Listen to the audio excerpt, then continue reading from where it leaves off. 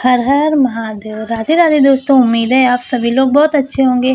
आज हम लोग जानेंगे हरतालिका तीज व्रत के 10 जरूरी नियम और उनकी कथा।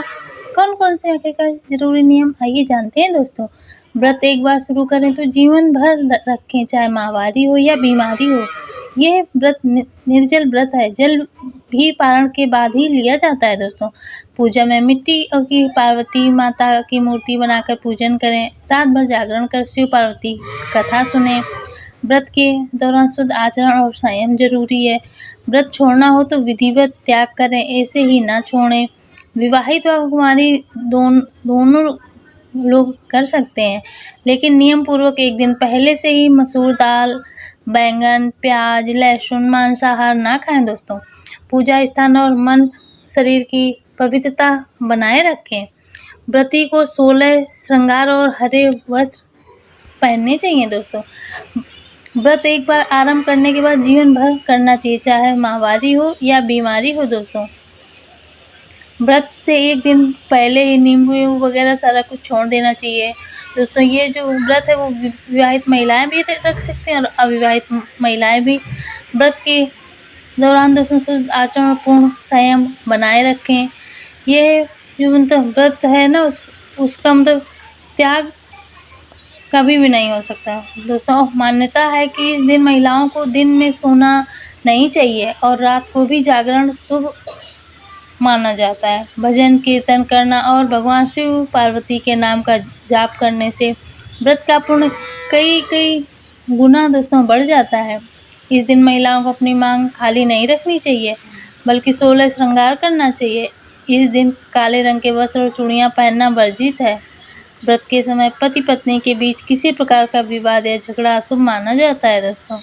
मासिक धर्म में हो तो हरतालिका तीज व्रत पहली बार अगर शुरू कर रहे हो तो फिर ना करें दोस्तों। हरतालिका तीज व्रत की कथा भी है, वो भी सुनी जाती है दोस्तों।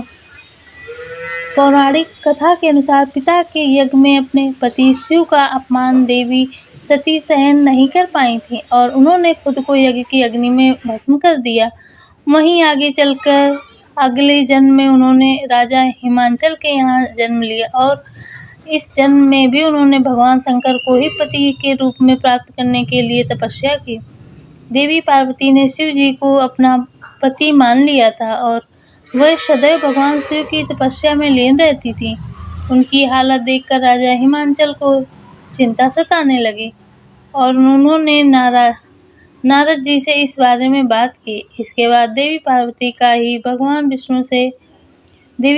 का विवाह जो है वो भगवान विष्णु से कराने के लिए सोचा, लेकिन देवी पार्वती विष्णु जी से विवाह नहीं करना चाहती थी। उनके जो मतलब मन की जानकारी उनकी सखियां उन्हें लेकर घने जंगल में चली गईं, क्योंकि माता पार्वती विष्णु भगवान से शादी नहीं करना चाहती थी। इसलिए उनकी सखियां उन्हें लेकर बहुत घने बीहड़ जंगल में चली गईं। कहा जाता है कि भाद्रपद शुक्ल तृतीया तिथि के हस्त नक्षत्र में मां पार्वती ने मिट्टी से शिवलिंग का निर्माण किया और भोलेनाथ की स्तुति में लीन होकर रात्रि जागरण किया। साथ ही उन्होंने अन्न त्यागा और भी सारी चीजें त्याग कर दिया। ये कठोर तपस्या 12 साल तक चली। पार्वती की इस कठोर तपस्या से प्रसन्न होकर महादेव ने उन्हें दर्शन दिया और इच्छा अनुसार उनको अपनी पत्नी के रूप में स्वीकार कर लिया। इसलिए हर साल महिलाएं अखंड सौभाग्य के लिए इस व्रत को करती हैं। श्री शिवाय नमस्तुभ्यं दोस्तों।